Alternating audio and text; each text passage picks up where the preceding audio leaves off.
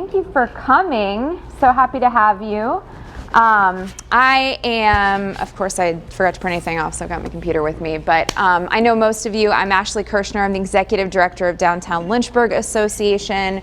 We are so happy to welcome you here to our first of 3 workshops to talk about not just what the city is doing, what we are doing to help get us through the Main Street Renewal Project, but also what you all can do as downtown businesses for yourselves to make sure that you're doing everything possible to get through this in a healthy way and with all of the tools that we have available to you. So we've got some information to share with you guys throughout this process.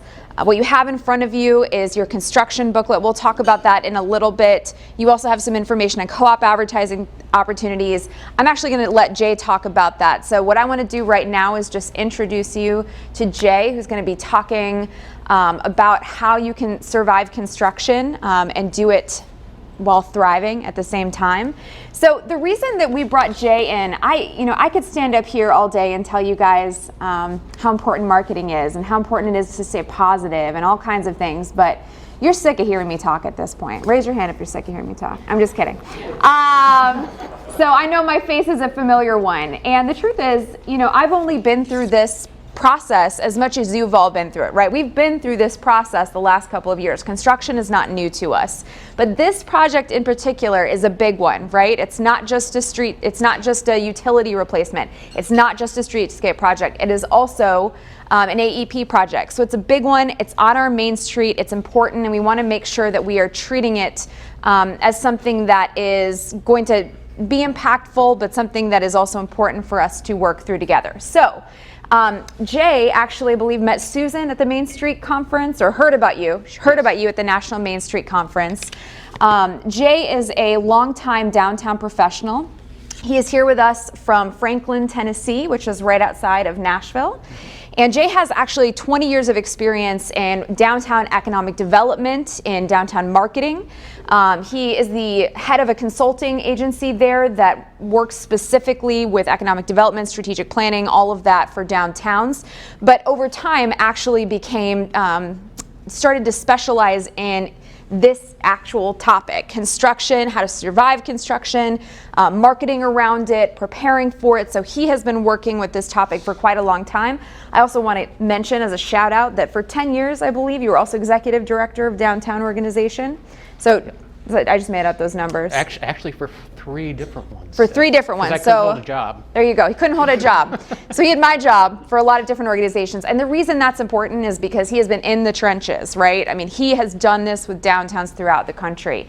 So I'm excited to bring Jay in to talk about what he's learned by experiencing this in a number of different places. So let's give him a warm welcome and thank him for coming to Lynchburg. Thank you, Jay. Thank you, Ashley. Good morning, Lynchburg. Good morning. Wow. Monday morning, 9 a.m. I mean, you are diehards, right? I found the overachievers in Lynchburg. You're all here today. Some of you are even smiling. This is all good. I am thrilled to be back with you, spend a little bit of time with you here today. I am not a stranger to Lynchburg. I was actually here about 20 years ago, I believe it was, when the National Main Street Center came in and did their very first resource team here as you all were getting up and running and doing Main Street stuff. So I have to tell you, I don't remember it being as good as it is today. So congratulations to you. Now, I only had a chance to get out and wander a little bit last night, but yeah, I mean, I don't remember this. I don't remember Bluff Walk. Is it Bluff Walk? Is that what we call it? Wow. And I don't remember, is it Bootleggers? I might have stopped in there last night. Might have. It's certainly a tribute to you and all that you've accomplished. And here we go again, right? Now you've got this next big thing happening. And let me mention a couple of things as we get started here today. Couple of things that you did not hear Ashley say when she was introducing me is that Jay is an engineer, or Jay is an architect, or Jay is a designer, because I am none of those things. How I actually dipped my toe into this subject was about 20, I hate to say it, more than 20 years ago. I ended up in St. Charles, Illinois, working in Ashley's capacity. And one of the first things that they put on the desk for me is, oh, did you know, by the way, that we're going to be doing this massive reconstruction project about 18, 20 blocks right through the heart of downtown, which was also State Highway 64 outside of the Chicago area. And along with that, we're going to be tearing out one of the few river crossings and reconstructing that as well. And so it was kind of that, great. Kind of wish I would have known that before, but nonetheless, it's here. Let's dive in. And so it was truly just a matter of immersion. And learned a lot of good lessons along the way. And I've had the opportunity, been blessed over the years to just go out and share those experiences with communities like you, with folks like you, not from the aspect of an engineer or an architect or even a contractor. I am the type that every time it comes time to change the filter in the refrigerator, I have to get that same YouTube video up again to try to figure out how to get that done. I am not all that handy when it comes to that stuff. But there are some things that have stood out in terms of best practices, things that have worked. I can't tell you that all of these are going to be right for you. Lots to share today in terms of ideas, things that have worked elsewhere. The magic, though, is going to be as you take those ideas and think about how can we apply those to Lynchburg, and more specifically, how might I be able to apply those to my business? And how might we be able to work together in ways that we have never worked together before, perhaps, to make the very best of this, not only to survive, but let's thrive. Let's think about that next step as this evolution of downtown takes place. So, don't have a lot of time to share all the information. I'd love to go around, spend 5 minutes getting to know each and every one of you personally. Hope to get to meet some of you maybe as we're wrapping up here today. But let me just kind of gauge the crowd here. How many of you are business owners? Almost all of you, great. How many of you have been in business for less than 5 years?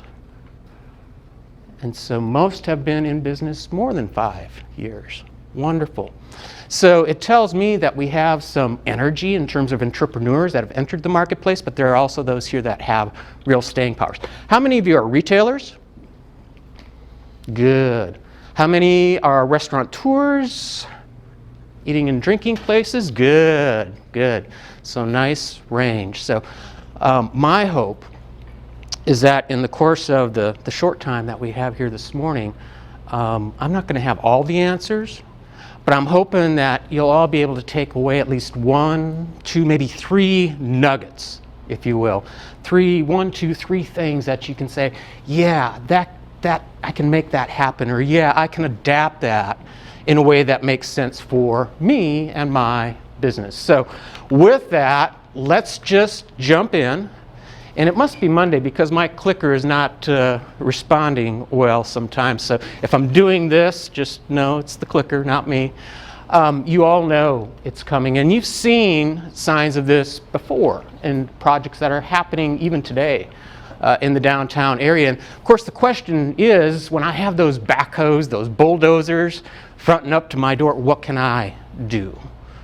How can I address that? Now, quite frankly, one of the things that we decided way back when, like I say, when I dipped my toe in this first time, is we weren't just going to sit back and let happen what will.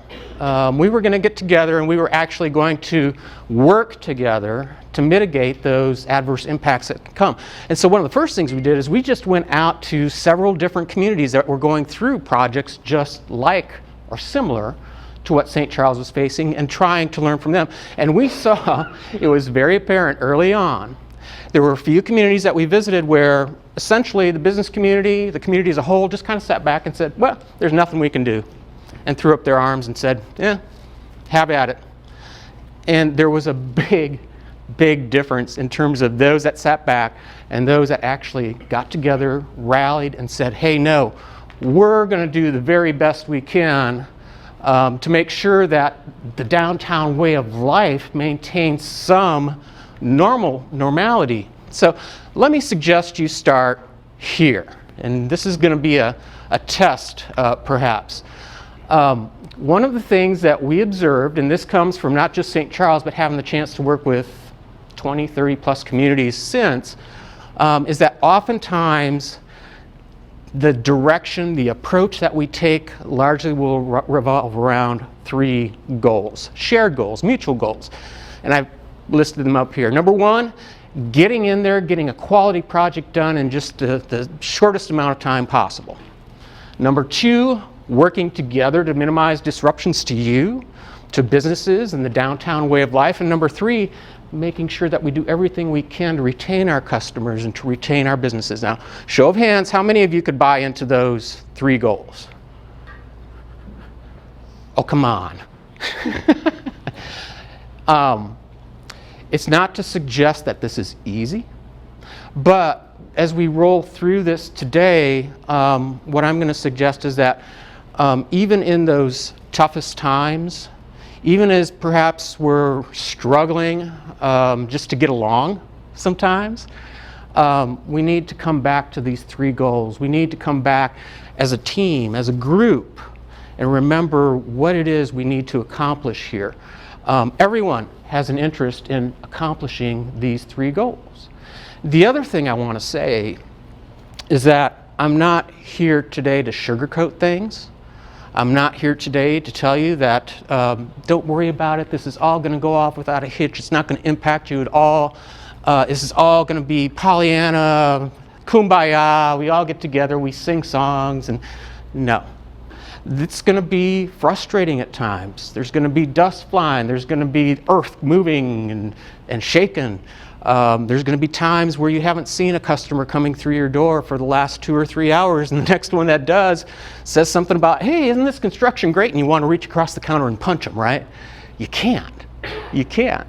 There are going to be days, there are going to be times like that. Again, not trying to sugarcoat things for you.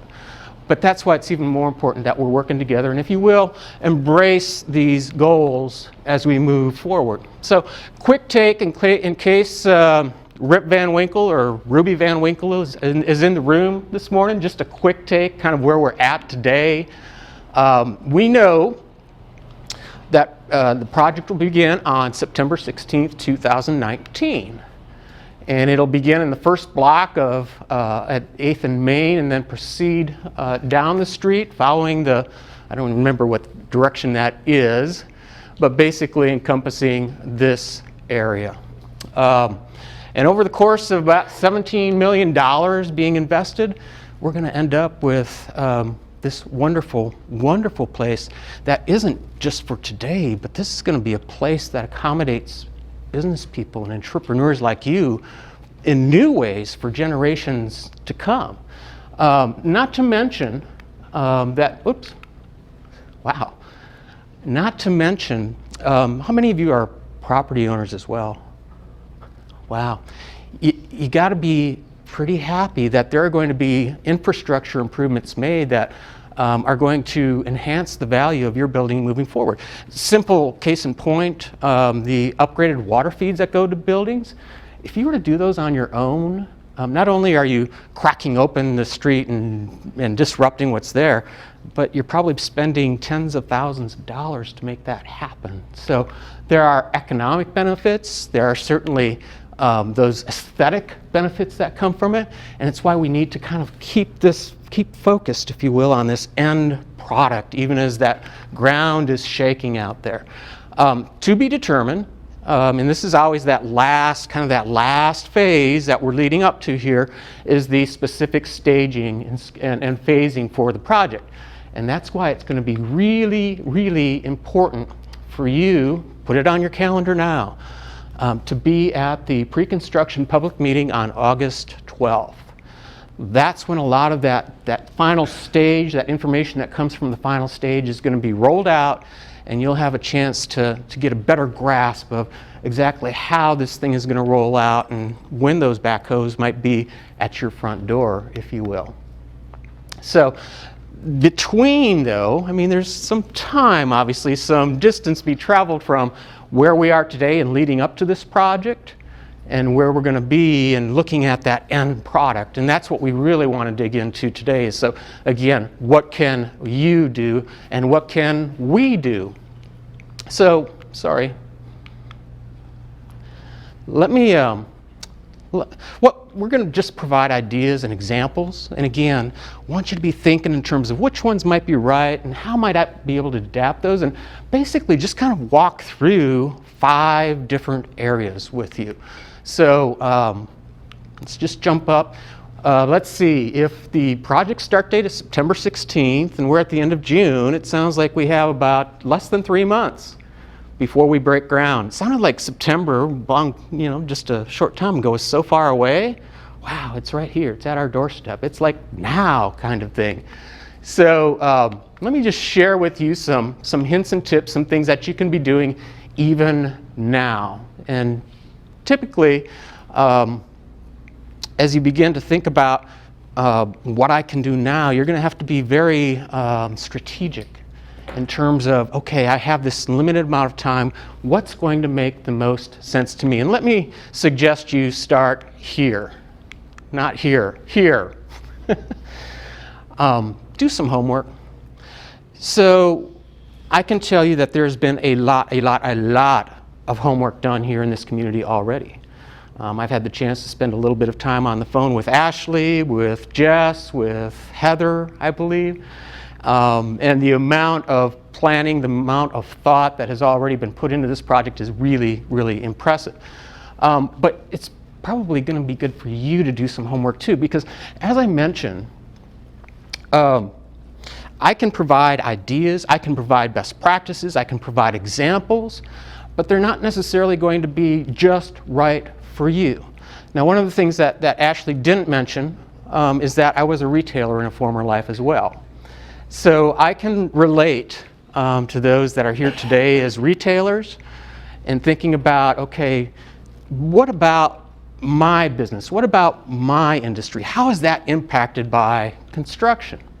I was in the sporting goods business. I was in the men's retail business, which a long time ago, I had a pretty good grasp of how those businesses worked.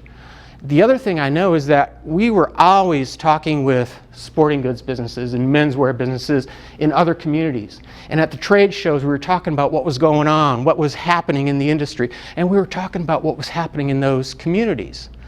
I'm guessing that all of you kind of have those networks, those trade associations, and what I would suggest is identify perhaps some of those colleagues, some of those peers that are in that same kind of industry that you are, and just find out if they've been through a project like this, what were the impacts and what were some of the things that they did to manage through this project. And I'm using an example here from Withville. I was in Withville a couple of years ago helping them gear up for the project. May not be the best example to use here. I was just trying to give a little love to another Virginia community.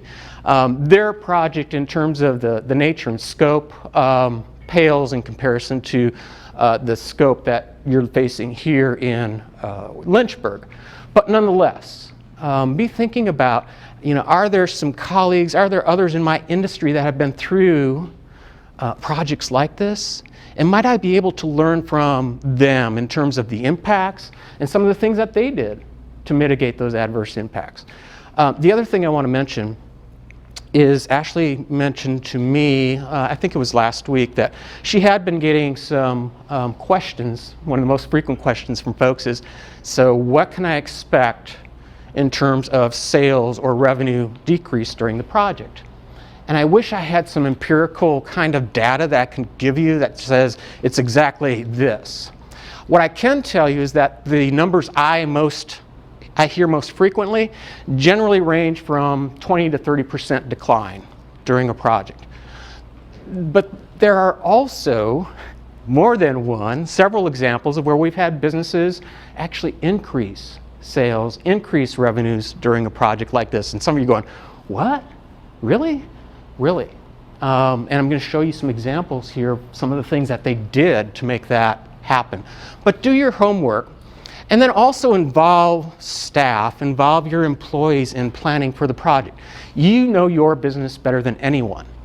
But the next line, if you will, those that know your business and might have ideas for how we might address, how we might perhaps reposition ourselves during the construction period, are those folks that are working with you and for you on a daily basis. Make sure that you involve them in those discussions, in brainstorming, in thinking about ways that you might be able to work together with other businesses.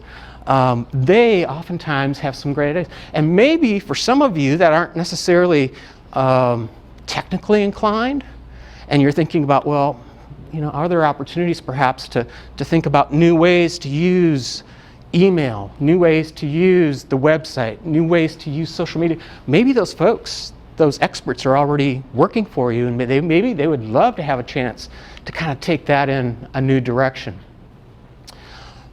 Secure a line of credit. Now, it pains me a little bit to say secure a line of credit because I am debt adverse. I hate debt.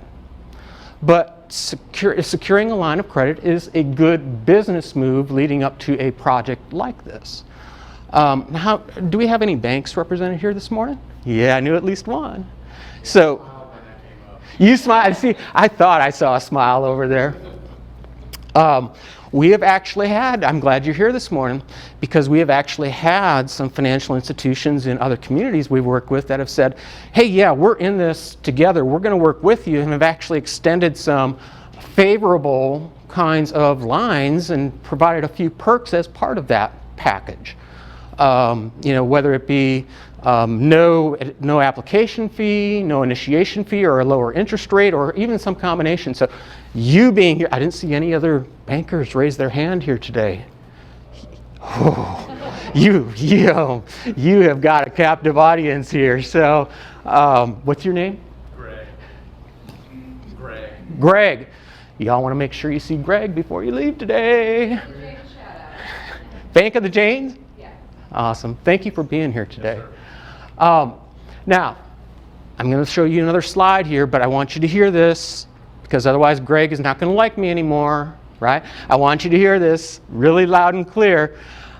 Your first move is always working with your local financial institutions. They have a stake in this. But I do want to share with you, I always like to share some examples of other resources that might be available for you out there. How many of you use NAV? NAV.com, NAV? Anyone? How many of you use Credit Karma? A few? So NAV is like the business equivalent of Credit Karma, which is more of a personal finance kind of vehicle where you can check your credit score and it'll give you hints and tips for how you might improve that, and even match you up with might be some financing options for you. NAV does the same thing, but it's specifically for businesses. And so NAV.com might be a good resource for you to tap into. If for no other reason, you can get your business credit scores there and monitor those moving forward. So when you go and talk to Greg, you already have a pretty good idea of where you're positioned in terms of your credit score and credit worthiness. I like using it just to kind of keep an eye on things, making sure that, just like our personal finances and our credit scores, that there aren't things happening there that we're not aware of. You know, lots of things happen these days.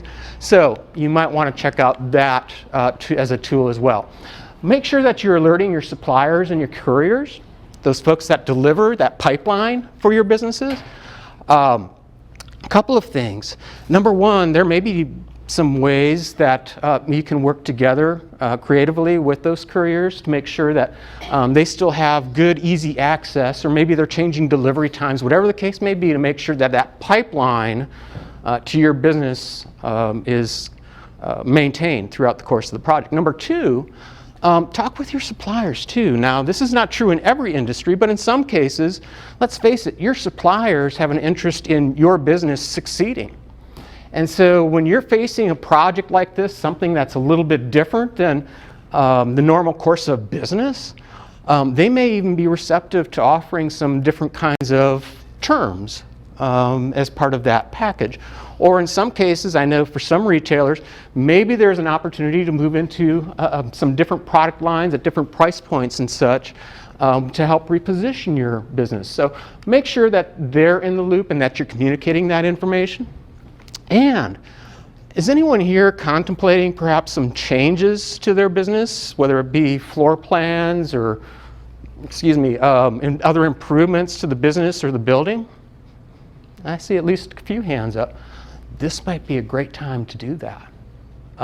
Now, if you're thinking in terms of exterior improvements, obviously you'll need to be working with the city, with the contractor, and making sure that we're not impeding construction moving forward. But especially interior kind of improvements, this could be an opportune time to take those on. So if business is going to be down a little bit, if there are folks not going to be coming through the door quite as frequently, maybe this is the opportune time to do some of those improvements that you've been contemplating. A few other kind of quick hitting things. If you have any kind of unique building elements, and the example we're showing here, sometimes in those recessed entrances to storefronts, or maybe it's sometimes at the bulkhead just below the storefront display, you might have some special elements that are going to require some protection and special care during the construction project.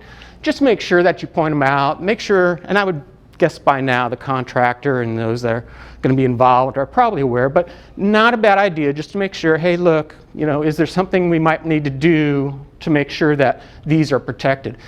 If you have alternate entrances to your buildings, now you are not set up with alleys like a lot of the communities we work with, and sometimes those alleys become passageways. But if you do have a side entrance, if you do have a back entrance, even if it's rare, just be thinking in terms of how might I be able to make sure that folks can find it. Is it just a little bench, some flowers, make sure we have a sign out there, and let folks know that you can use that. You can come and see me during the construction project using that alternate access. And how many of you have basements in your buildings? Most? At least half. How many of you have stuff down there? Valuable stuff. Oh. Just make sure, I would highly suggest, get it up off the floor a little bit. How many of you know Murphy? How many of you have met Murphy?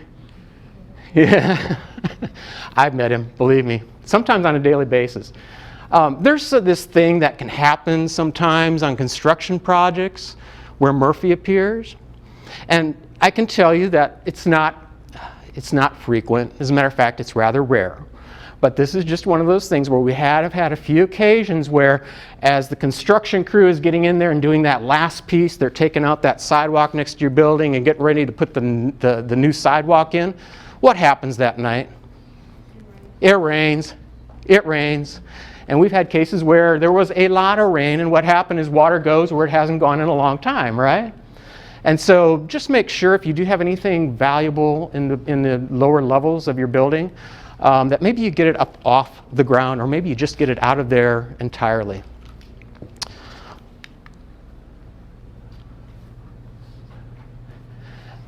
So that's about preparing, but also take this time to think about ramping up. Now, I don't know who this gentleman is. Is he here today?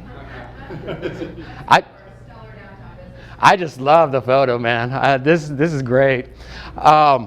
Take the time to ramp up. So begin now providing notice to your customers, to your clients. Let them know, hey, come September 16th, there's going to be construction going on down there. But also assure them that that doesn't change what we do. As a matter of fact, I'm going to be open for business, and you come down and see me, I'm going to treat you right. I'm going to do something special for you. I'm going to make it special for you to come down here during that period of time. Assure them that you are going to be open for business, and provide that information starting now so that it's not a surprise to them. They're already preparing for when that happens. And I'm just going to jump in here with some other kinds of examples and ideas for you. Number one, how many of you have claimed your business on Google? Most of you. Good. If you have not, or if you haven't updated that in some time, that's like step one. What do you suppose was the first thing I did yesterday evening when I landed here? You Googled everything. I Googled everything. I was looking for a place to eat. So what did I do? I just quickly opened up Google Map and all of these icons start popping up. And I do that. It's just kind of anyone that travels is probably doing kind of the same kind of thing. I can't tell you how frustrating it is. I was just in another community 2-3 weeks ago. I did the same thing, found a place I wanted to go, only to find out that their hours were wrong. And I don't remember if it was a Sunday night again or what day of the week it was, but anyway, the hours were wrong. So I took the time, went out of my way. It was closed. Even more recently, I think it was only a week, 2 weeks, within the last 2 weeks, my family, we said, oh, let's just get out and do something fun. And we made this trip over to Jackson, Tennessee, and we're going to play this mini golf course. But that's about the only course I can play anymore. Mini golf.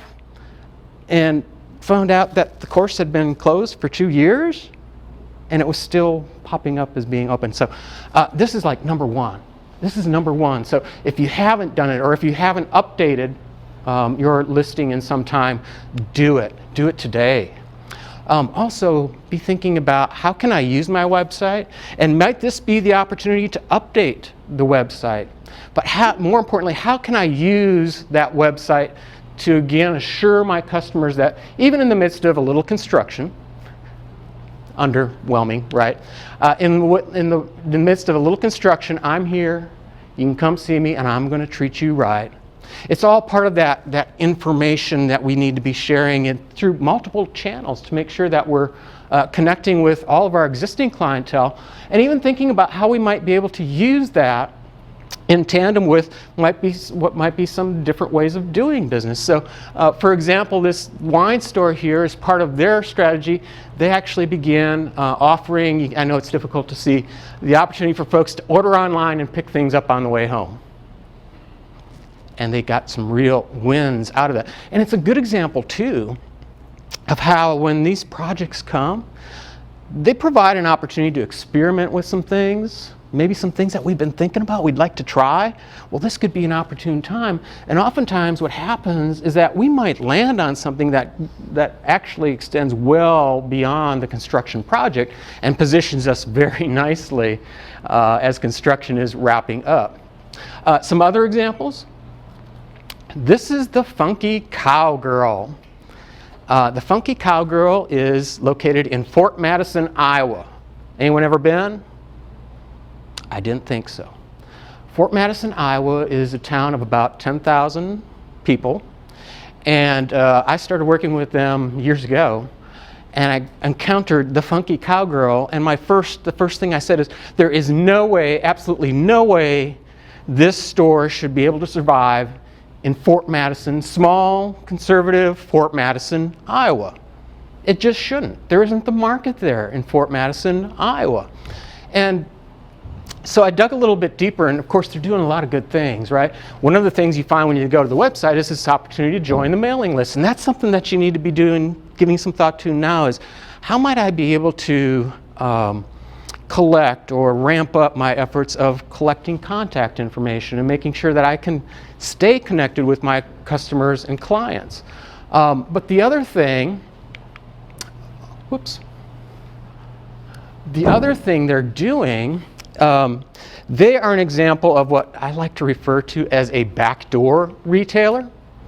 So yes, they have the storefront presence in Little Fort Madison, Iowa. And they have this wonderful line of very high-end, high-fashion kinds of apparel and accessories.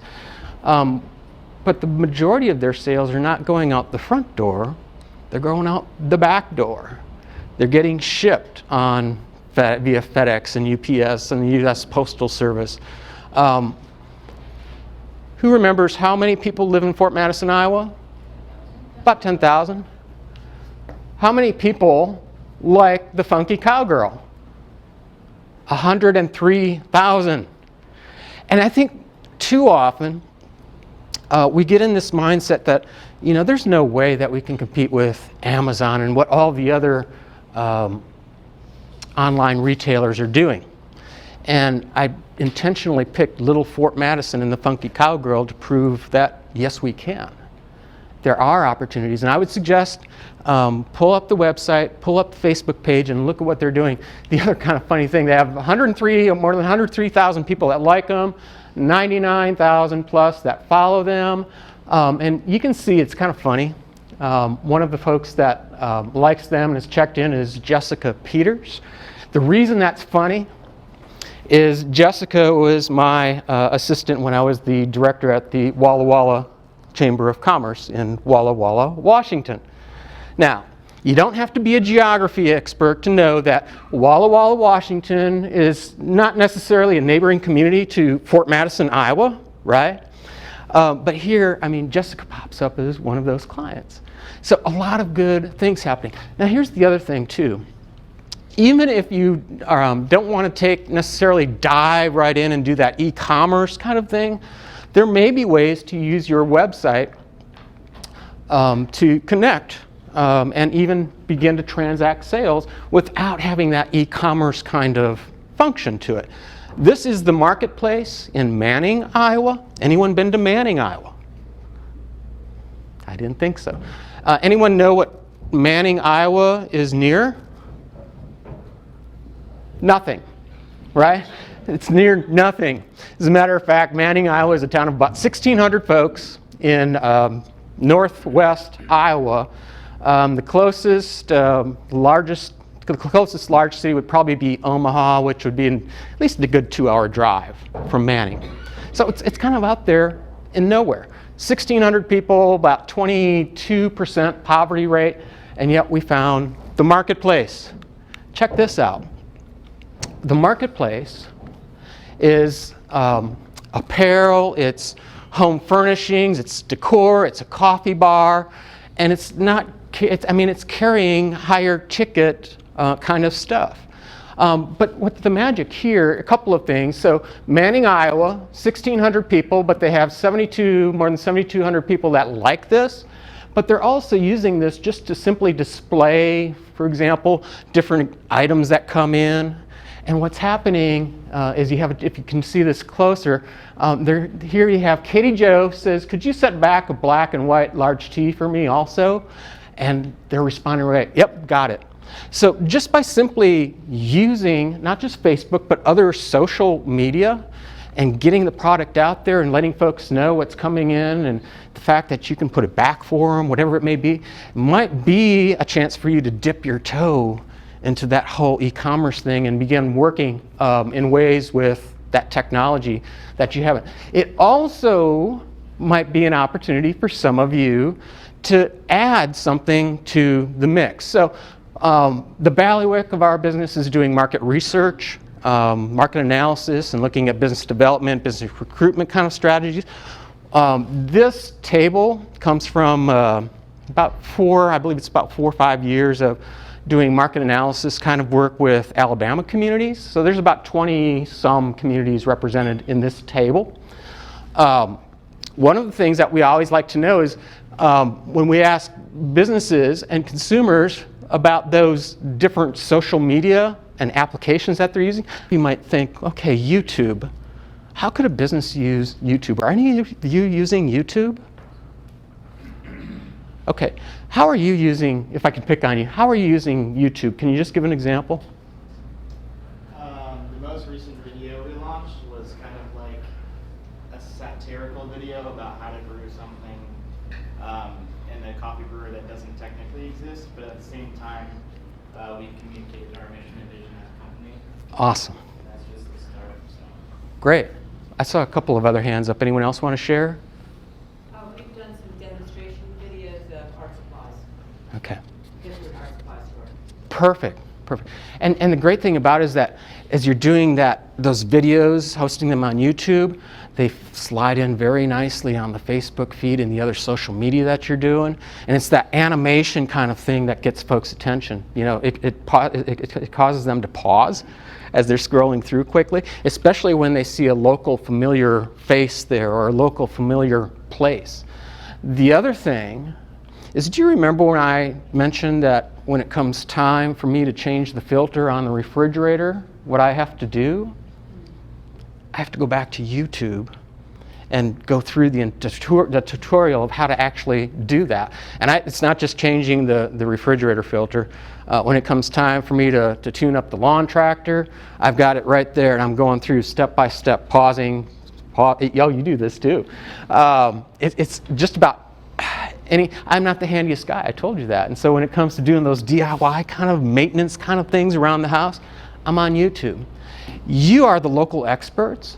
You have a chance to capture those folks that are using YouTube and other media sources in the same way, and not just talk about the how-to, but talk about your expertise and how you have the products and you have the service to help along with that.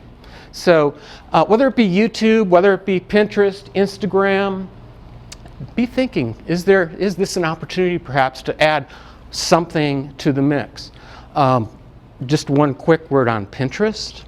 If you do gifts, home furnishings, decor kinds of things, Pinterest would be a really good place for you to be. I see heads nodding. There was actually, Harvard did a study just a few years ago looking at all of the different social media applications and such. And what they found is that Pinterest tends to be one of the best for those arts, home decor, home furnishings kinds of things, because folks, and I don't quite understand how Pinterest works, but I know my daughter can, spend hours on Pinterest. And what happens is as they're going through, they see something and price is not really a point. If they can punch a button and find out where to get it, price is not really a point. They just are more inclined to go ahead and make that purchase. And that was actually Harvard that went through that study. So be thinking, is this a chance perhaps to introduce something to the mix? The other thing that I want to mention is be thinking about as you're thinking about new ways of communicating, not just with your existing clients and customers, be thinking about those new markets that you might tap as well, including this new market that's going to be in the downtown. Now, I'll never forget, as we were leading up to construction in one of our communities, I made the remark, in that case, the contractor and subcontractors together, we totaled it up, and there could be anywhere from 50 plus different contractors and subcontractors working in the downtown on a day-to-day basis. And one of my restaurateurs, his eyes lit up, and he said, "Wait a second, you're telling me there's going to be 50 guys and gals down here working every day?" I said, "Yeah. That's what they're telling us. You tell them they can come to my restaurant and I'll treat them right." His eyes lit up. So there's that part of the market as well that might be added to the mix. And these guys and gals, yeah, they like to eat. They like to, in some cases, enjoy a beverage. And they're not necessarily just interested in the sub sandwich or the hot dog every day. St. James Hotel, wonderful facility in Red Wing, Minnesota. It's actually somewhat comparable to this wonderful facility. They were very clear. As a matter of fact, the day that the contractors, the construction crews showed up to start breaking ground, they were out there with samples from the restaurant and the pub, letting those guys and gals know that, hey, I'm here and you're welcome, because they were concerned that some of those folks might think, oh, we're probably not welcome in this nice, plush, swanky kind of place with grime and dirt and mud on the boots and everything. And it was interesting because the pub manager in particular, he had a chance to talk with him. He said, "You know what? I bought an extra scrubber. I can clean floors. I can clean off chairs. That doesn't matter to me. I wanted to make sure that they knew they were welcome here." And they actually saw an uptick in business during the construction season. Another interesting story. If you can see past my 5 chins there, I'm enjoying the Super Duper Dog.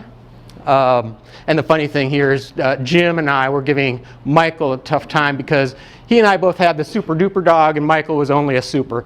But the point here, this actually comes from Belle Plaine, Iowa, another small town. There was a local entrepreneur there that took advantage of the construction happening and actually got a hot dog cart out there.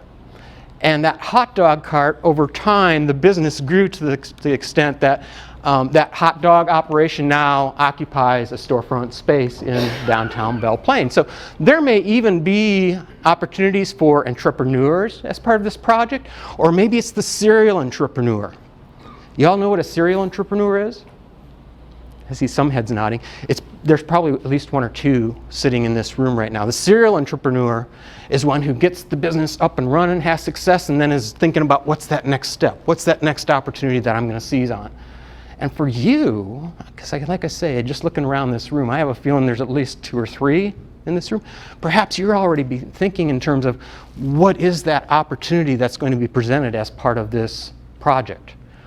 It might be a great time to again, experiment and seize on those opportunities. It's like a back pass here. So, the next thing we want to talk about is making sure you're plugged in.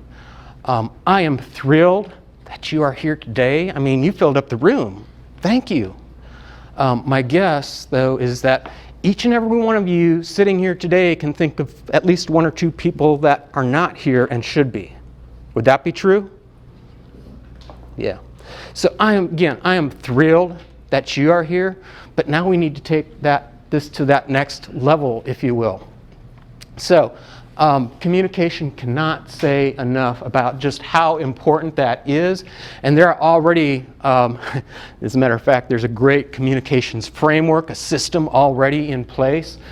But you can't just be the receiver. You have to be part of broadcasting that information, of getting that word out there. So I'm going to just touch on a few things. Some of you are already aware of some of this, what's happening. What I'm going to suggest to you is, even today, go out there and adopt a neighbor.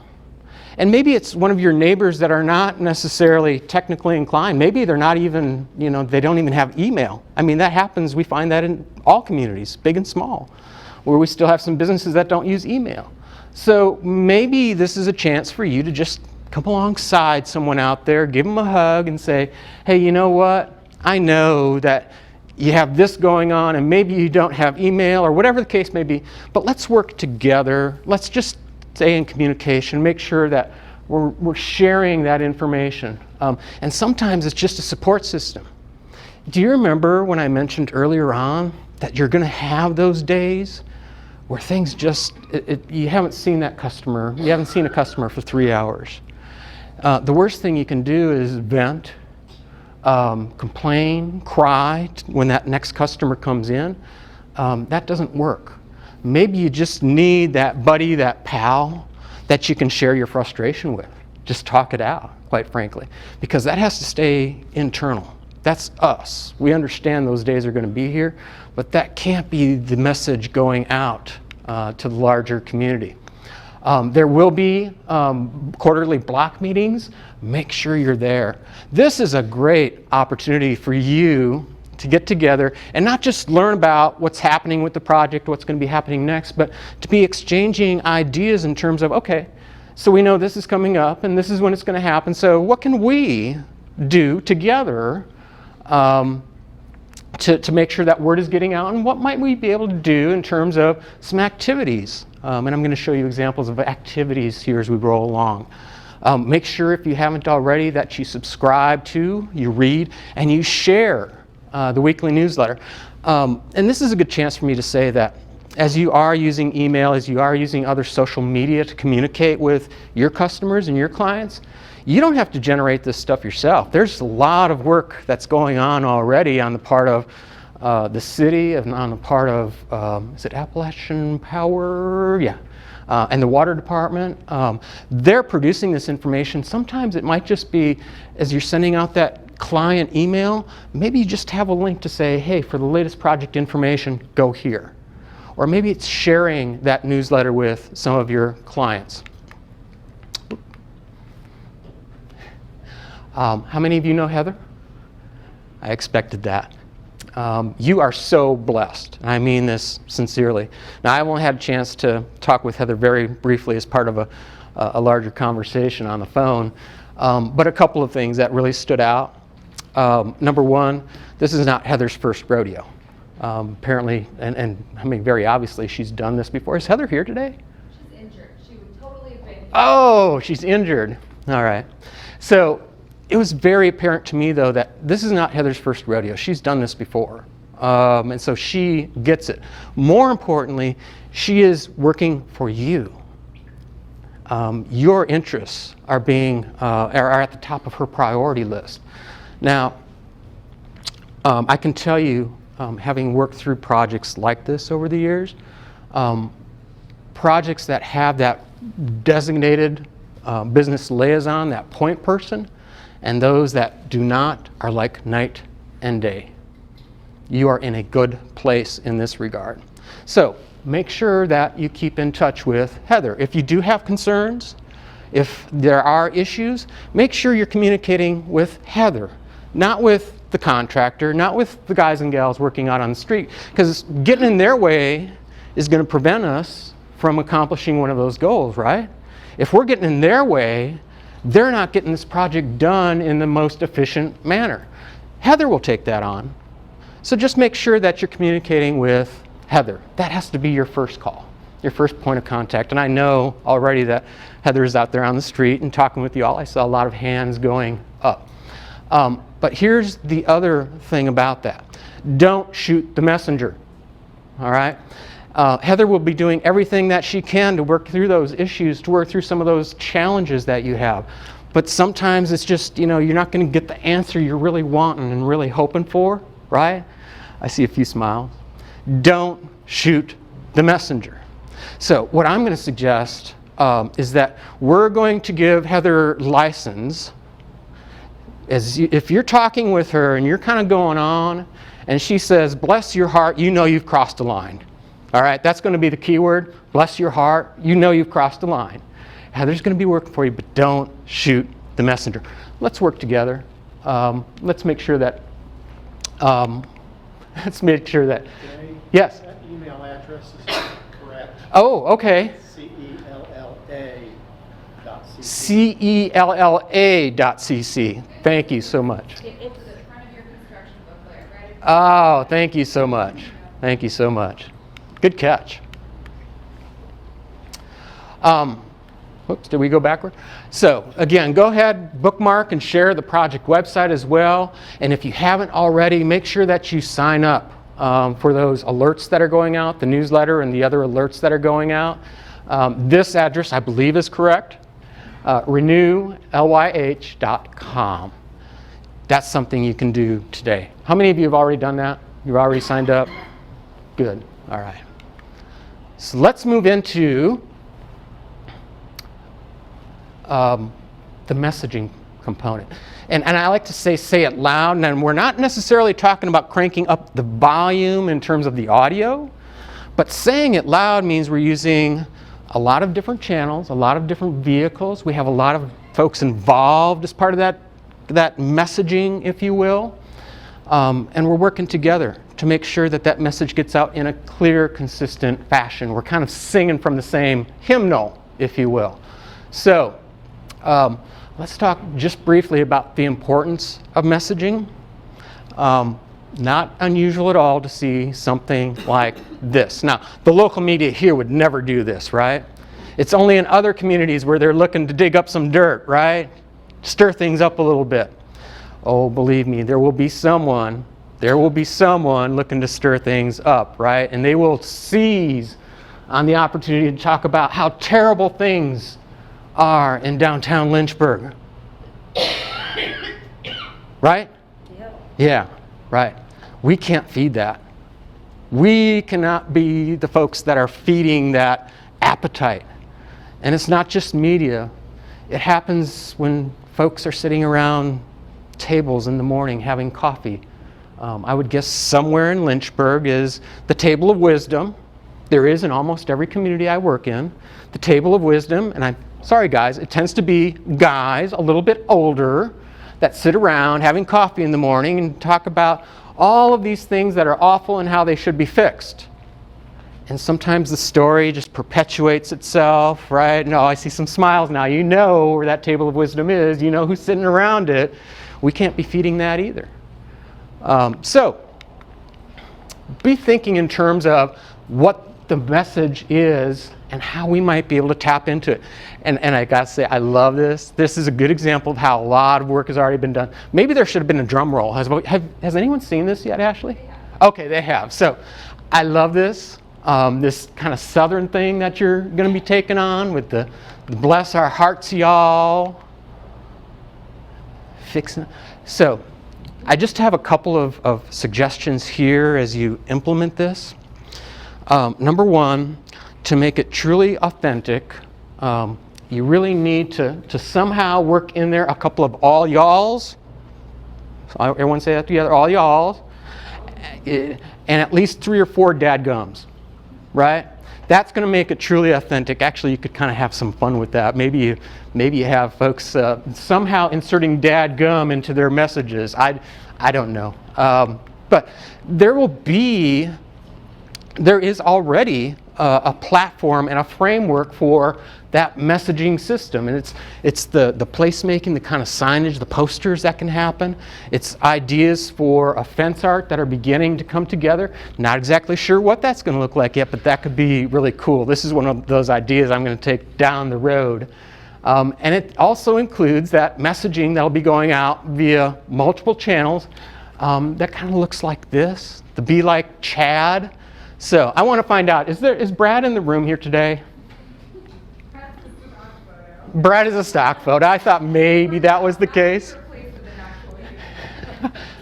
But as I was looking at this, I was already just imagining the audio, the bed to this.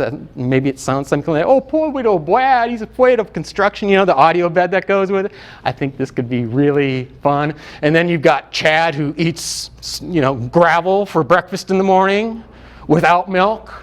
Little construction, nothing. I love this. This is going to be something I'll take down the road as ideas to share with others. Of course, I'll be giving you all the credit, but love this. And it's a good framework. You can be thinking now about, how do I plug into that?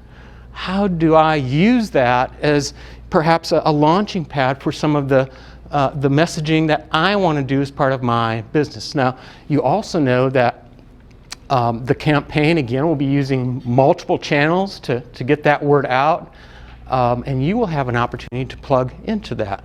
And before we wrap up here today, you're going to have an opportunity to learn more about those different packages, offers that are out there.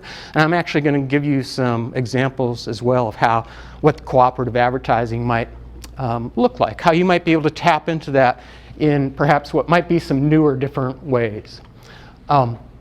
Make sure, as you approach this and kind of even thinking about using that platform as a launching board, that we make it special.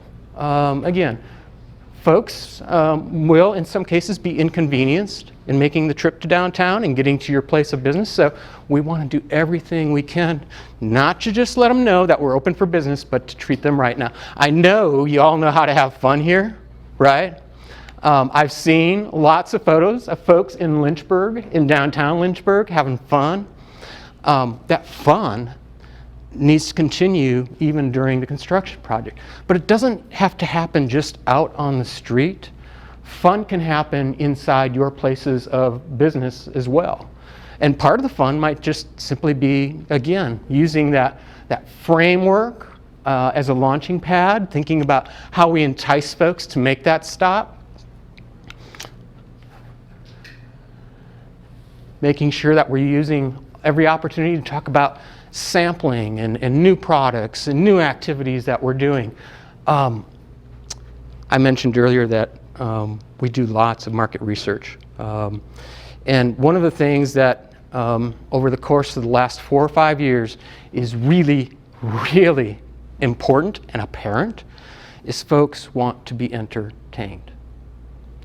And entertainment can happen in even a retail setting. It's a natural somewhat in that eating, drinking sector, but it can happen in a retail setting as well. And if you really think about it, some of the very best retailers are incorporating entertainment, hands-on kind of activities. And it's what differentiates your business from what some of the big boxes do, and certainly from what folks online are doing. So be thinking about, is this an opportunity to add some fun to the mix, doing some hands-on activities and events, whether it be a game night, whether it be a spring sip and canvas kind of activity. Whoop. This is from the marketplace. Again, this is Manning, Iowa, population 1,600. Now you say, well, there's probably not a lot to do there, but nonetheless, where are they finding something to do? It's in a retail space. Yes, I understand there could be a little bit of wine involved in this activity as well, which could be enticing to some, but it doesn't have to. Whoops, I apologize for my clicker. It doesn't have to. I mean, it can be very much family oriented, and that is one of the things that I specifically recall about Lynchburg in my previous time here, even though it was a long time ago. Family is important. And even as I was out last night, just having a chance to stroll a little bit and duck into one of the establishments, I saw families out there. And so be thinking about those activities, whether it's a story hour, whether it's a make it, take it kind of demonstration. What are opportunities for you to incorporate that fun as part of the mix? This is a good example too of sometimes it doesn't have to be a planned activity. It might just be something that kind of stands out as part of your business. This is also one of those reminders to me that sometimes you have to be a little bit careful what you suggest because someone might do it. This was actually in Jasper, Alabama. Funny thing here was I mentioned we go through the market study and it's very apparent folks want entertainment, they want hands-on stuff, they want recreation. And so George May, who owns the furniture store, he's since retired, but owned the furniture store in downtown Jasper. I said, so George, for example, maybe you just have a popcorn machine in your place, and it's a chance for, as folks are looking around at furniture and making their selections, it's just a chance to kind of distract the kids. And that was in the morning. And later in the afternoon, we got together, the larger audience, the community came to hear the results. And I gave that example again of how, I mentioned that to George, and George raises up his hand. He says, I ordered it. It's on the way, the popcorn machine. Now, George is since retired, but what's happened with the popcorn machine is become George May's traveling popcorn machine. So businesses are actually moving it from location to location. But one of the things that George said was, yeah, it was a distraction. It was a good way to entertain the kids for a while. But he also saw word got out that George has a popcorn machine, and a lot of the downtown employees were coming in, just popping in and having popcorn, especially like on a Friday afternoon or something.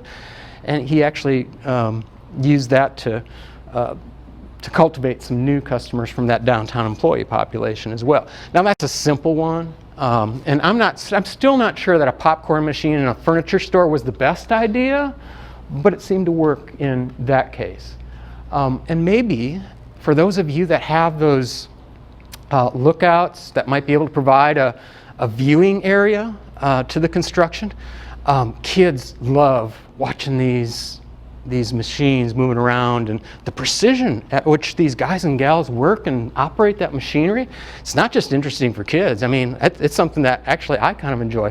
Prairie du Chien, Wisconsin, we were doing this, met up with a gentleman who had a bakery in this wonderful display window, but everything was oriented inside to look inside the store. In other words, the customers weren't facing out, looking out. And so we simply suggested, that wasn't George, but we simply suggested, hey, have you thought about just putting in a simple little work bar here in the front window where people can have their laptops, have a coffee, have a pastry, and be able to look out? And that became the most popular seat in Prairie du Chien during the construction project. So again, think about ways that it might be paper bags that kids can draw on as part of an activity in your store. Whatever it may be thinking about how you incorporate fun as part of the mix. Now, again, I always like to share at least one or two resources out there that might provide some ideas for you, and especially that are perhaps more industry specific to your type of business or operation. One of them I like is asdonline.com/blog. It's not just ideas for in-store events, but even examples and ideas for ways to drive sales, ways to use social media, So mark that down as a possible resource, asdonline.com/blog. Has anyone used that, by the way? Okay. Now, I'm also sure that there are other good resources out there. If y'all have some that are good go-to kinds of resources that you use and that would be appropriate to share with others, please do that. Let's work together. Let's share those resources as we think about how we might be able to add that fun factor to the mix. Finally, as I was looking at this last night, I was thinking, I'm not sure work together is the right heading for a section, because work together needs to be a common thread through all of this. And I think we've already had a chance to look at a number of examples where it's going to be so crucial that we're working together through this process. But let me share a couple of things here. We have to talk about the P word. You all know what the P word is? Parking. Because if I didn't talk about the P word, some of you would say, oh, he just kind of skirted that one. He didn't want to address that one. We have to. We have to, and I'm not afraid to. Would you believe that in some other communities, when it comes to parking, the business owners are their own worst enemies? And let me give you an example of that. And this is where I want to talk about how we need to take the lead on this. I want to talk in terms of good neighbor, good business practice kinds of policies. What it means is that there will still be convenient parking spaces in the downtown area during construction. They might be a little bit further removed from where they always have been, but there will be prime parking for customers. But that means that we can't be parking in those prime spaces. In other communities, what tends to happen is folks make a lot of noise about parking issues, and we find out as we dig into it, it's not a matter of supply, it's a matter of management. And oftentimes we have business owners and employees parking in those prime spaces. Doesn't make sense, right? I know that doesn't happen here, right? It doesn't happen here, but it does in other communities. And this is a case of where, look, we can look at all kinds of different management strategies and enforcement kinds of strategies, but what that does is just make it more complex and sometimes even more confusing for the consumer. So what I'm going to do is appeal to you to work together, talk to your neighbor, and use peer pressure where appropriate to make sure that business owners, employees are parking in spaces that are appropriate for them to park in, and that we leave those prime spaces available for our customers. The other interesting part of this, I've mentioned 2 or 3 times now that we do a lot of market research. And one of the things that we always explore is how does the business community view parking versus how do consumers view parking in a downtown area? Most of the time, as a matter of fact, 80+% of the time, it's actually the business community that has a more negative view of parking in downtown as compared to the consumer, and sometimes in dramatic ways. It might be that 70+% of businesses say that parking in the downtown is awful, and maybe it's 3% of consumers. It's not even on their radar, right? So we just want to make sure that as a good business neighbor and as a good business practice, we're all working together to make parking work in the downtown area.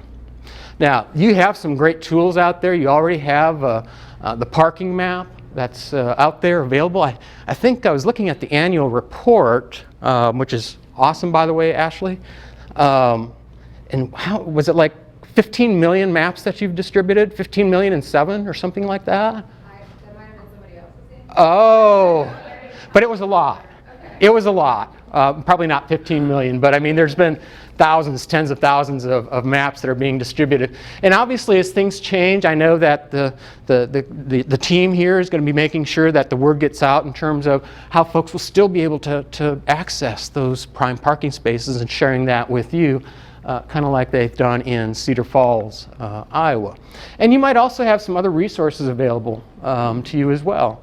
Understand these gentlemen, these young gentlemen are already here. and working. I'm not even sure who they're working with. I don't know the full story. But maybe this is another resource for you or other groups of businesses to line up with and make sure that we're accommodating the needs of folks that might be a little scared of construction happening down here. So those parking maps, they're available already. If you don't have them in your business, make sure that you do. That can be a nice little takeaway, even as you're providing some advance notice now to let folks know this project is coming. Just be able to simply hand them that map and let them know that, yeah, we're going to be providing updates too, in case it might change a little bit in terms of how you access those. The city is already committed to maintaining pedestrian ways and pathways, parking areas, but you can help too. It might mean that, you know, how many of you remember, none of you are as old as I am, I think. How many of you remember back in the old day when the first thing the retailers, the merchants did in the morning was pop open that door and get out there with the broom? Oh, I see at least a couple of heads nodding. You know, that you might be able to help out. Maybe it's even 2 or 3 times a day, just simply getting out there with the broom, especially those of you that have those recessed entrances, things can collect in there. Also, you may want to invest in a good squeegee because your windows are going to need washing a little bit more frequently, right? And along that same line, really suggest that you keep, those of you who have storefronts with display windows, keep those lights illuminated a little bit longer into the evening hours for a couple of reasons. Number one, this was one of those duh moments for me, duh kind of moments. Very first project in St. Charles that I was involved with. The construction crew came in and did all the demolition, and I walked down there that first night, and it was kind of dark. Because when they did the demolition, they took away the street lights too. And it was kind of one of those duh kind of moments for us. Now, contractors are going to provide some temporary lighting. They always do that, I'm sure. But you can help in terms of lighting that pedestrian pathway just by simply keeping your lights illuminated a little bit longer into the evening hours. The other part of that, and this isn't just in St. Charles, this has been in a lot of the projects I've been involved with, what we see is that some of the peak pedestrian hours in downtown move into the evening. Because what happens is folks that, you know, have this routine where they get out in the evening and they do their walks with the kids, with the dog, whatever it may be, they even alter their loop in some cases to get down into the downtown, the project area, just because they're curious. They kind of want to see what's going on, what's happening. So being able to provide that extra level of illumination is important. But some of you, and this is something you'll just have to monitor as time goes on. I can't say exactly what it's going to look like here in Lynchburg. You probably want to monitor and see what's happening in those early evening hours and see what the traffic patterns look like. Maybe it's even a case, take it to the extreme, maybe it's even a case of where in some cases, maybe it makes more sense to be open from 11 to 7 as opposed to 9 to 5. So just monitor that and watch what happens with those pedestrian patterns during the project. Next one, collaborative marketing and cross promotion. This is where it can get really fun. Now, again, you already have this great platform for making things happen, but there are things that you as businesses can team up on to even intensify, amplify the advertising and the promotion that's going to be done as part of the marketing strategy. Just want to share some examples with you quickly. Red Wing, Minnesota, a group of retailers, merchants got together and started Hard Hat Thursdays. And this was just each Thursday, they had a group of businesses that teamed up and decided they were going to offer different specials, different perks, and make it fun for folks to come down and explore the downtown area on Thursday nights. And they got into it with, of course, the hard hats and the vests and all the apparel and stuff. Windows decorated in the same theme. And this is just a quick little video. Bakery took to the streets to promote Hard Hat Thursdays. Take a look.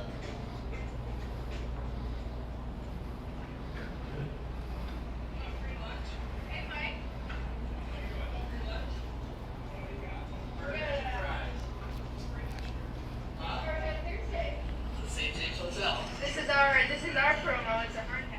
So it's the audio is difficult to hear, so I'm going to talk over this for a moment. The video is also too long. Videos should not be longer than 45 seconds, maybe a minute. And this one goes on for about 2 or 3 minutes. But nonetheless, the idea here and the results were really good, because what they were doing here, this is a gentleman from Harnish Bakery. You might be able to tell, right? And the young lady from the hotel in Red Wing. And they were just have these periodic episodes of where they were going around downtown from business to business. And in this case, the gentleman from the bakery was dropping off a mystery donut. That was his special for Hard Hat Thursday. And the hotel was advertising the pub special and the food for that Thursday. And they were finding out what other businesses were offering. And so it grew some great legs, just because it created interest and provided opportunity for other businesses to buy in. And by working together, it really did take things to a new level. I should probably leave that video clip for you, because if for no other reason, it's just kind of fun to listen to the accents there, you know. Would you like a Coke? So maybe I will leave that behind. Rhinelander, Wisconsin. Sometimes it's that, what is it? If you have lemons, you make lemonade kind of thing. So a couple of ladies' stores got together and actually used the construction zone as a backdrop for this photo shoot, which was marketing an upcoming fashion show. I think that's a pretty good lemons to lemonade kind of scheme there. The Vistro in Hinsdale, Illinois, and I did not work in Hinsdale. This is just one that I uncovered in some of my own homework. Here you can see that they're offering a coupon for a special that has a construction theme to it. What's funny about this one is you can see that they're promoting their jackhammer cocktails. It was actually a year or two before, when I was working in Waverly, Iowa for the first time. One of the gentlemen, as a matter of fact, you saw the website up there earlier, East Bremer Diner.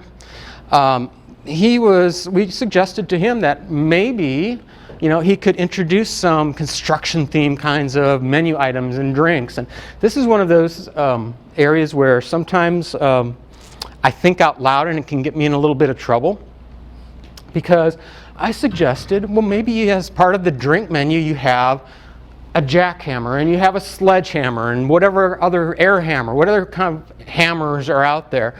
And maybe it's a case of where, as folks order those, maybe for the first time you give them a punch card, and by the time they have their 6th or 7th or whatever it is, they win the t-shirt, right? And the t-shirt is, "I got hammered in downtown Waverly." And I said that out loud, just kind of on the spree. And a very wonderful elderly lady, her hair was a little bit blue, raised her hand, and I thought, oh no, here we go. I'm going, because Waverly is a very nice conservative community, and I'm going, oh no, here we go. She raises her hand, she says, turns to Matt, and she says, "I want one of those t-shirts," right?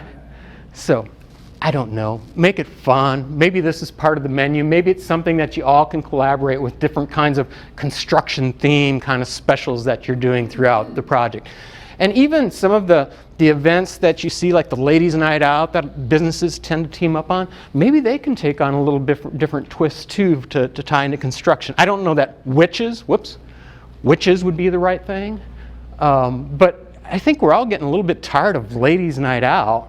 And whether it's witches or I don't know what it is, something a little bit different, just to inject some energy and some creativity. Also, in terms of cross-promotion opportunities, be thinking about who could be great partners to cooperate with. Now, some of you are probably already doing this, and some of them are just really easy and natural. Sometimes it's, okay, if you make a visit to the nail salon, you get a coupon for free dessert at one of the restaurants, right? That's a really simple kind of cooperative advertising example. But sometimes it's some of the less, we see these less, let's say it. So for example, if I'm in home furnishings and decor, I want to make sure that realtors have all of my information, maybe coupons or whatever it is. If I'm in the pet supplies business, I want to make sure that the local animal shelter has a pack of coupons or a brochure that talks about my business and offering $30 off that puppy pack or that dog starter pack. And if I have a nail salon, maybe I want to team up with one of the quick oil change places. And this is not to be sexist in any way, but I have a good friend who's in the quick oil change business, and he can tell me very, with no hesitation, that 70+% of his customers are females, right? Now, even I don't change my own oil, but given that 70% of his customers are female, maybe I want to make sure that I'm teaming up as the nail place or the salon, maybe I want to make sure that I'm teaming up with them. Also, ways to work together as businesses to showcase each other's products can be fun, but also very effective. This is from Wayland, Michigan, where the local brew pub is teaming up with Simply Cecilia's to do different specials and promoting each other's products, if you will. Also, just as kind of a quick kind of hint, if you will, remember that there will be some business types, even in the downtown area, that are more construction proof, if you will. Those are the kinds of businesses that have that existing clientele that a little construction is not going to scare them off. Let me give you an example. I kind of hate that this is being recorded because I know this girl that the thought of a little construction, and by the way, this girl might be my wife, could be my wife. The thought of a little construction is not going to prevent her from climbing over this or even climbing a 20-foot rock pile to get to her hair salon, right? And there are going to be hair salons, there are going to be dentists, there are going to be attorneys, there are going to be CPAs, there are going to be folks in these industries that have this established clientele that is, you know, am I going to switch my doctor because of construction? Am I going to switch my hairstylist, my nail technician, whatever it is? So make sure that you're working together and teaming up with them as well. So, wrapping up. Remember the time to start is not just today, but probably last week, last month. It's now. Now's the time to prepare, to plan, to ramp up. I'm thrilled you're here today. Make sure that you're tapping others out there that aren't here today that need to be part of the solution here. Get involved, stay involved, focus on those mutual goals, and please, please, please set the tone every day. It's going to be you. Your employees are going to take cues from you. Your customers and your clients are going to take cues from you. And you know what happens sometimes? We might have someone in the community that isn't always positive, right? And they're setting the tone for that day. And what can happen sometimes, and it's true of all things, is when people hear something 3, 4, 5 times, they begin to believe it. If the message going out there from us and from our colleagues, our partners, is things are awful, and folks hear that 4, 5, 6 times, they're going to start believing it. That doesn't work. So it's going to be truly up to us to set that tone today and every day moving forward. That's one of the big challenges to you here today. So 4 things to get started today. We've already touched on these. Please, if you haven't already, sign up. Go to renewlyh.com, sign up to make sure that you're in the information loop and getting all the information and alerts. Number 2, save the date. August 12th, 6 o'clock p.m. Do we know where that's going to be yet? The Holiday Inn, 6 o'clock p.m. Be there. It's really important. That's that last kind of phase that we're going through right now. You want to make sure that you're in the information loop and getting that information to help you plan and prepare. Number 3, tell a neighbor. As a matter of fact, adopt a neighbor, if you will. And number 4, there are folks that want to talk to you here today. So take some time before you leave. Talk with the folks that want to talk about advertising opportunities with you. And I'm going to be sticking around too. So if you have questions, anything, any ideas you want to exchange, I'd love the chance to spend a little bit of time with you too. I've thrown a lot at you in a short amount of time. The goal here again is I hope there's at least 1, 2, maybe 3 nuggets you can take away and think about how you might be able to apply those. Work together. I'm not here to sugarcoat it. I'm not going to tell you everything is going to be kicks and giggles every day. It's not going to be. But I also know that you have the resources, and just looking around this room, you have the energy and the talent to make this the next great story in Lynchburg. So seize on that. Thank you, everyone.